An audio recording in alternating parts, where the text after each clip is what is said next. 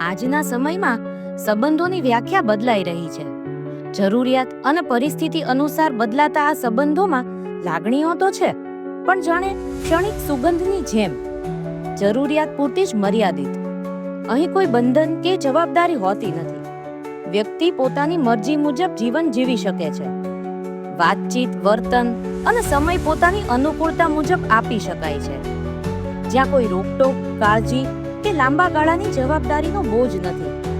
પરિસ્થિતિ બદલાય અને મનને અનુકૂળ જો કોઈ બીજો સંબંધ મળે તો આ સંબંધમાંથી સરળતાથી છૂટા થઈ શકાય છે. જાણે કે કોઈ પાંદડું વૃક્ષ પરથી ખરી પડે.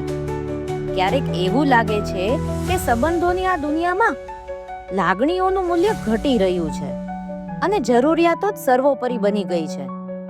જાણે કે હૃદયની જગ્યાએ કોઈ ગણતરીઓએ સ્થાન લઈ લીધું હોય.